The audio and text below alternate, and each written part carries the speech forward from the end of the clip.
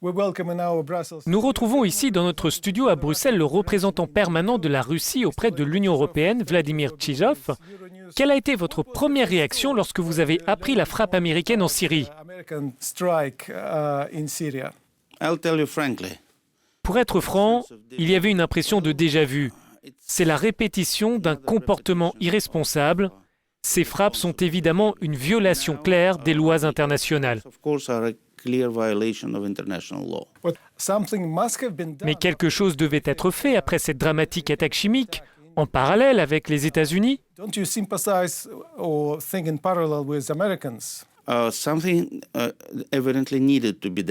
Évidemment, quelque chose devait être fait. Les enquêteurs internationaux auraient dû se rendre sur place pour compléter leurs investigations. Que va faire la Russie avec le régime d'Assad? Le soutien de la Russie au régime syrien n'a jamais été inconditionnel.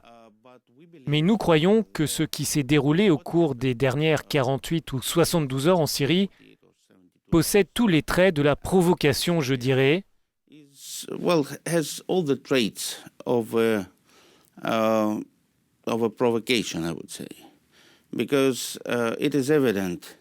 Car il est évident, et cela pourrait être certainement confirmé par des contrôleurs et des enquêteurs sur place, que la responsabilité de ce tragique incident chimique relève des soi-disant rebelles modérés et non pas du gouvernement syrien.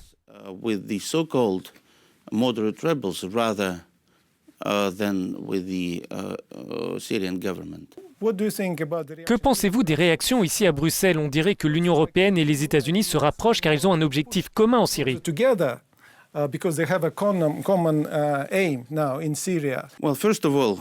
d'abord, nous avons tous le même objectif en Syrie, ramener la paix dans ce pays ravagé par la guerre. Et nous avons un objectif primordial car il va au-delà de la Syrie, celui de combattre le terrorisme international. Mais la Russie dit qu'elle va renforcer sa défense aérienne dans la région et des rapports évoquent des mouvements de navires dans cette direction.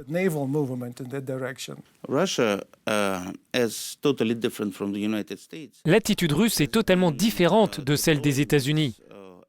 Nous avons déployé des forces aériennes et navales en Syrie sur une base légitime, à la demande du gouvernement syrien légitime. En 2013, la Russie était censée détruire les armes chimiques syriennes. Cela a été fait et vérifié. Mais nous venons de voir un recours à des armes chimiques.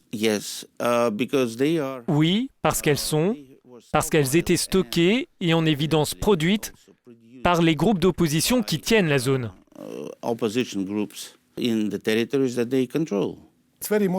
C'est une affaire très sensible. Le président Trump a probablement été très touché par ces images d'enfants et de femmes empoisonnés. Vous comprenez cette explication ou est-ce que la Russie aurait fait de même si elle avait eu l'occasion? C'est la responsabilité de tous les dirigeants de prendre des décisions, non pas basées sur des émotions personnelles, mais plutôt sur des faits. Et malheureusement, cette décision de frappe aérienne a été prise par Washington sans faits concrets en main. Without hard facts in hand. Mr. Chizhov, Russian ambassador to the EU. Thank you very much for the interview.